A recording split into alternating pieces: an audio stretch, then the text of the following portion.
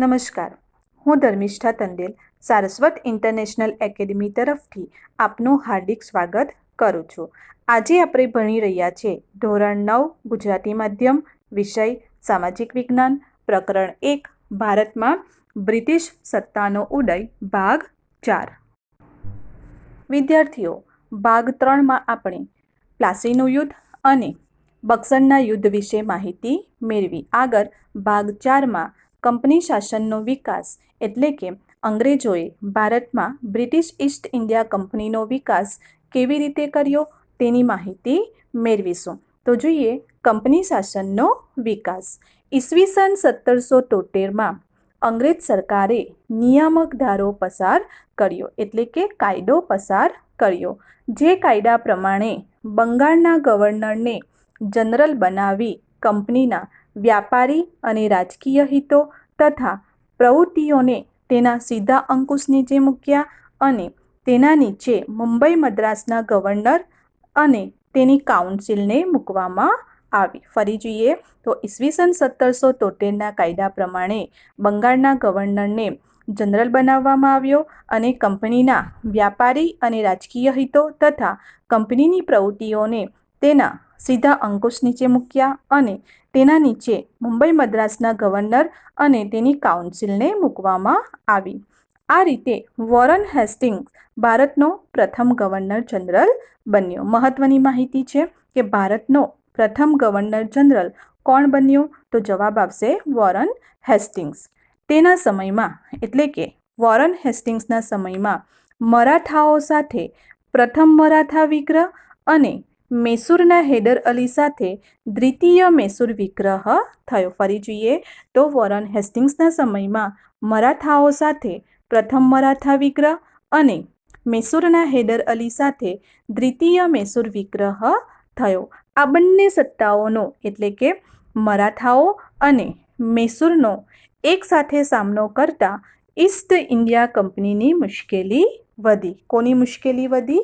તો East India કંપનીની મુશ્કેલી વધી.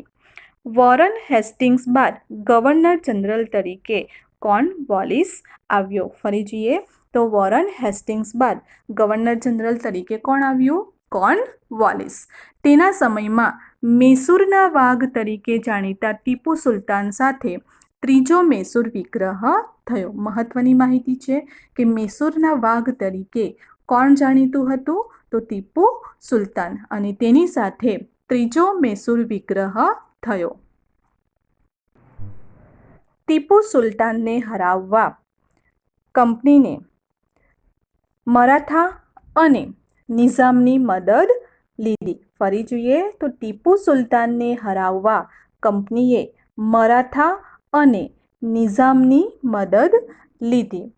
અહીં યાદ રાખવું જોઈએ કે અંગ્રેજો હંમેશા ભારતના રાજાઓને હરાવવા માટે ભારતની જ કેટલીક વ્યક્તિઓની મદદ લેતા હતા. તમને યાદ હોય તો આગળના ભાગમાં આપણે પ્લાસીનું યુદ્ધ જોયું હતું. એમાં જોયું કે સિરાજ ઉદ દૌલાને હરાવવા માટે અંગ્રેજોએ એક કાવતરું ઘડ્યું હતું અને એમાં કોને સામેલ કરવામાં આવ્યા હતા?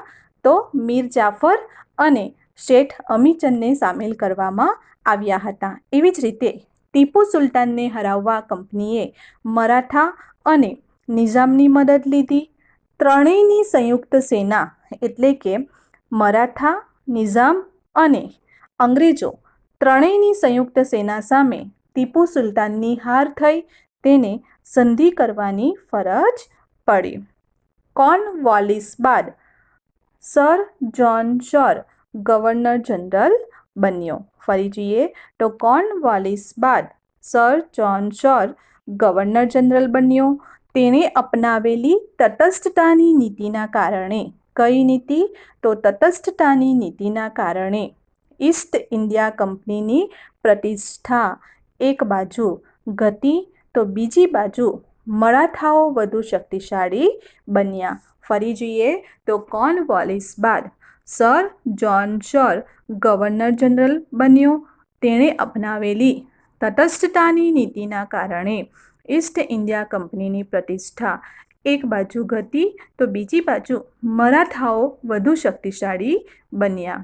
આગળ આથી જ્હોન ચોર પછી આવેલ ગવર્નર જનરલ વેલેસ્લીને માથે કંપનીને ભારતમાં સર્વોપરી બનાવવાની જવાબદારી આવી. ફરી જોઈએ તો જ્હોન ચોર પછી આવેલ ગવર્નર જનરલ વેલેસ્લીને માથે કંપનીને ભારતમાં સર્વોપરી એટલે કે કંપનીની જે પ્રતિષ્ઠા ઘટી હતી એ ફરી પાછી પુનઃસ્થાપિત કરવાની જવાબદારી એમને માથે આવી અને આ માટે વેલેસ્લીએ સહાયકારી સૈન્યની યોજના દાખલ કરી. મહત્વની માહિતી જોઈએ તો વેલેસ્લીએ ભારતમાં કંપનીની સર્વોપરિતા સિદ્ધ કરવા માટે કઈ યોજના દાખલ કરી? તો જવાબ આવશે સહાયકારી સૈન્ય યોજના. આ સહાયકારી યોજનાની શરતો અને અપનાવેલ રાજ્ય વિશે જોઈએ તો સહાયકારી સૈન્ય યોજનાની શરતો જોઈએ. પહેલી શરત છે કંપની સરકાર તાલીમ પામેલું સૈન્ય યોજના સ્વીકારનાર રાજ્યને આપશે. કંપની સરકાર તાલીમ પામેલું સૈન્ય યોજના સ્વીકારનાર રાજ્યને આપશે. આ સૈન્ય રાજ્યના આંતરિક અને બાહ્ય આક્રમણથી રાજ્યનું રક્ષણ કરશે. શું કરશે? તો રાજ્યના આંતરિક અને બાહ્ય આક્રમણથી રાજ્યનું રક્ષણ કરશે. બીજી શરત છે તેના બદલામાં યોજના સ્વીકારનાર રાજાઓએ લશ્કરી ખર્ચ અથવા તેટલી આવક ધરાવતો પ્રદેશ અંગ્રેજોને આપવો. ફરી જોઈએ તો યોજના સ્વીકારનાર રાજાએ લશ્કરી ખર્ચ એટલે કે એમને જે સૈન્ય મળ્યું છે એના બદલામાં એ સૈન્યનો લશ્કરી ખર્ચ કરવો અથવા તો તેટલી આવક ધરાવતો પ્રદેશ અંગ્રેજોને આપવો. અને આમ આવી રીતે કેટલાક પ્રદેશો અંગ્રેજોના સીધા શાસન હેઠળ આવી જતા હતા. આગળ જોઈએ તો કંપનીની પરવાનગી લીધા વિના કંપનીની એટલે કે ઈસ્ટ ઇન્ડિયા કંપનીની પરવાનગી લીધા વિના રાજ્ય અન્ય રાજ્ય સાથે યુદ્ધ કે સંધિ નહીં કરી શકે. ફરી જોઈએ તો ઈસ્ટ ઇન્ડિયા કંપનીની પરવાનગી વિના રાજ્ય અન્ય રાજ્ય સાથે યુદ્ધ કે સંધિ કરી શકશે નહીં. આગળ રાજ્યના દરબારમાં એક અંગ્રેજ પ્રતિનિધિ રાખવો એટલે કે જે રાજાએ આ યોજના સ્વીકારી છે એમણે પોતાના રાજ્યમાં એક અંગ્રેજ પ્રતિનિધિ રાખવો જે રાજ્યની બાબતો ઉપર દેખરેખ રાખી શકે. આગળ અન્ય વિદેશીને એટલે કે અંગ્રેજો સિવાય બીજી કોઈ પણ વિદેશી પ્રજાને પોતાના રાજ્યમાં નોકરીએ રાખવો નહીં કે રાજાએ અન્ય વિદેશી પ્રજાને પોતાના રાજ્યમાં નોકરીએ રાખવો નહીં. અને આમ સહાયકારી સૈન્ય યોજનાની શરતોને આધીન આ યોજના અપનાવેલ રાજ્યો અને શાસકોની વાત કરીએ તો સૌથી પહેલાં નિઝામે આ યોજના સ્વીકારી હતી. ત્યાર પછી મૈસૂર, અવધ, ગાયકવાડ, સિંધિયા, ભોસલે, હોલકર વગેરે જેવા શાસકોએ આ સહાયકારી યોજનાનો સ્વીકાર કર્યો હતો. ચિત્રમાં આપણે જોઈ શકીએ છીએ વેલેસ્લી અને સહાયકારી સૈન્યની યોજના. તો મિત્ર યાદ રાખવું જોઈએ અહીંયા આગળ કે અંગ્રેજો હંમેશા રાજાઓ ઉપર સીધું આક્રમણ કરતા ન હતા. તેઓ શું કરતા હતા? તો એઓ અલગ અલગ ષડયંત્ર, અલગ અલગ યોજનાઓ વગેરેની જાળ બિછાવતા હતા અને તેના દ્વારા રાજાઓને પોતાના હસ્તક કરી લેતા હતા. તો એ જ પ્રમાણે અહીં આપણે જોઈ શકીએ છીએ કે સહાયકારી સૈન્યની યોજનામાં ભારતના ઘણા શાસકો ફસાયા હતા. આગળ જોઈએ તો આ યોજના એટલે કે સહાયકારી સૈન્ય યોજના મીઠા ઝેર સમાન હતી. શા માટે મીઠા ઝેર સમાન હતી? તો અહીં યાદ રાખો કે જે કંઈ પણ રાજાઓએ સહાયકારી સૈન્ય યોજના સ્વીકારી એમને શરૂઆતમાં તો મદદ સહાય જેવું લાગતું હતું, પરંતુ સમય જતાં ધીમે ધીમે એમને આ યોજના દ્વારા ગુલામીનો અનુભવ થવા લાગ્યો અને તેથી આ યોજના મીઠા ઝેર સમાન કહેવાઈ.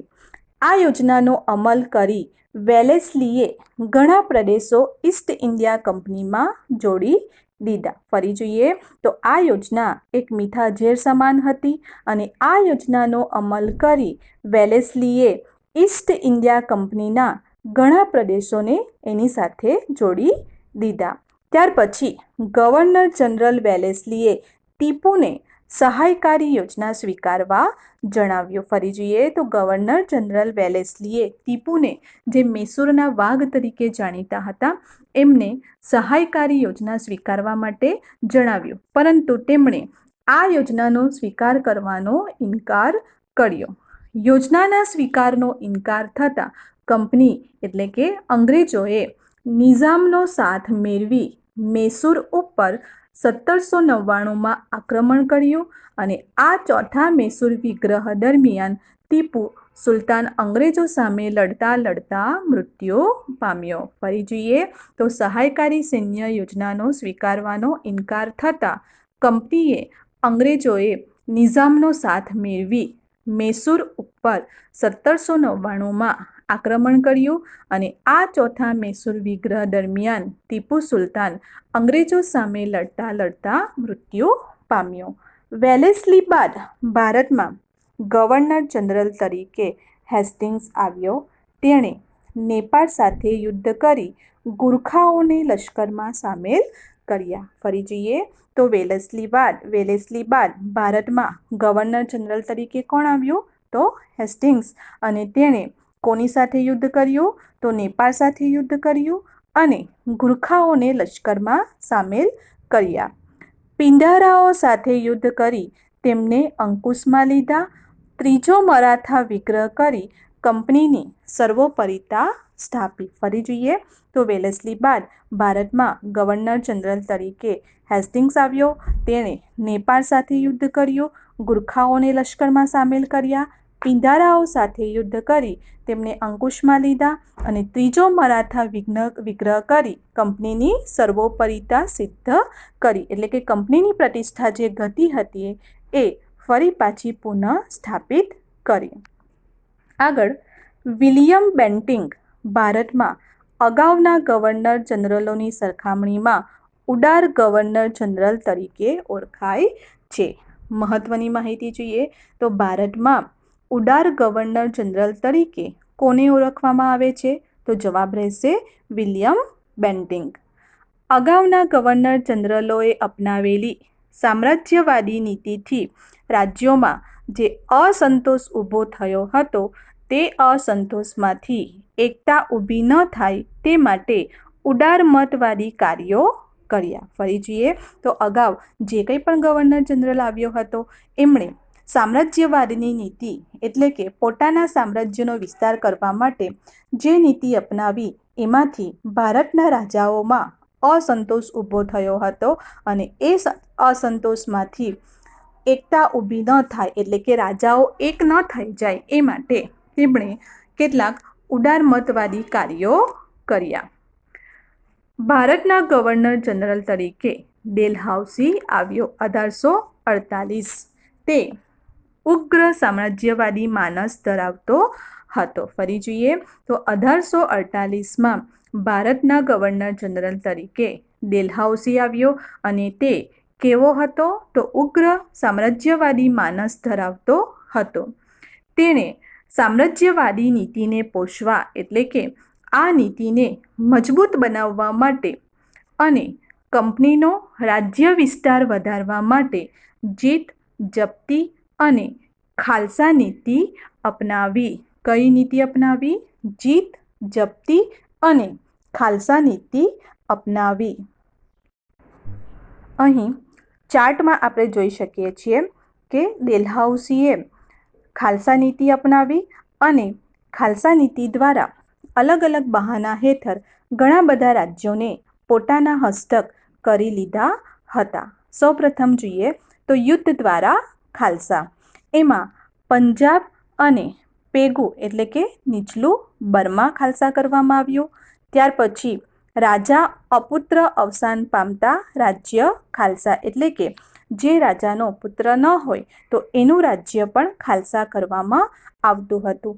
આ બહાના હેઠળ સતારા, જેતપુર, સંબલપુર, ઉદયપુર એટલે કે મધ્યપ્રદેશ, ઝાંસી, બગાદ, નાગપુર વગેરે જેવા રાજ્યો ખાલસા કરવામાં આવ્યા. આગળ ગેરવહીવટના બહાના નીચે, એટલે કે રાજા પોતાના રાજ્યનો વહીવટ વ્યવસ્થિત રીતે કરી શકતા નથી એ બહાના હેઠળ અવધનું રાજ્ય ખાલસા કરવામાં આવ્યું. આગળ કળજની ઉઘરાણી તળે ખાલસા, એમાં જોઈએ તો નિઝામનો વરાડ પ્રાંત ખાલસા કરવામાં આવ્યો. નામ માત્રની સત્તાનો અંત લાવી ખાલસા. નામ માત્રની સત્તા એટલે કે રાજા પાસે માત્ર નામની સત્તા રહી છે એ બહાના હેઠળ કર્ણાટક અને તાંજોર જેવા રાજ્યો ખાલસા કરવામાં આવ્યા હતા. આગળ ડેલહાઉસી સામ્રાજ્યવાદની સાથે સુધારાવાદી પણ હતો. એટલે કે જોઈએ તો ડેલહાઉસીએ જીત જપ્તી અને ખાલસા નીતિ દ્વારા સામ્રાજ્યવાદનો વિસ્તાર કર્યો હતો. તેની સાથે સાથે તે સુધારાવાદી પણ હતો, એટલે કે કેટલાક સુધારાઓ પણ ભારતમાં કર્યા હતા. તો જોઈએ તેના સમયમાં ભારતમાં પ્રથમ રેલવે ઈસવીસન 1853માં મુંબઈ અને થાણા વચ્ચે શરૂઆત થઈ. ફરી જોઈએ તો ડેલહાઉસીના સમયમાં ઈસવીસન 1853માં મુંબઈ અને થાણા વચ્ચે પ્રથમ રેલવેની શરૂઆત થઈ. ત્યાર પછી ભારત અને ઇંગ્લેન્ડ વચ્ચે તાર વ્યવહારની શરૂઆત થઈ. જાહેર બાંધકામ ખાતાની સ્થાપના, અંગ્રેજી કેળવણીની વ્યવસ્થા વગેરેની શરૂઆત થઈ. ફરી જોઈએ તો ડેલહાઉસીના સમયમાં ભારતમાં ઈસવીસન 1853માં મુંબઈ અને થાણા વચ્ચે પ્રથમ રેલવે, ભારત ઇંગ્લેન્ડ વચ્ચે તાર વ્યવહાર, જાહેર બાંધકામ ખાતાની સ્થાપના, અંગ્રેજી કેળવણીની વ્યવસ્થા વગેરેની શરૂઆત થઈ. આ ઉપરાંત વિધવા પુનર્વિવાહ, એટલે કે વિધવા પણ ફરી વિવાહ કરી શકે છે, અને બાળ લગ્ન પ્રતિબંધક ધારા તેના સમયમાં જ પસાર થયા હતા. આમ 1757ના પ્લાસીના યુદ્ધથી શરૂ કરીને 100 વર્ષના સમયમાં કંપનીની સત્તા અને સામ્રાજ્ય બંને વધ્યા. આગળ આપણે જોયું છે કે 1757માં પ્લાસીના યુદ્ધ દ્વારા ભારતમાં અંગ્રેજોના શાસનની શરૂઆત થઈ હતી.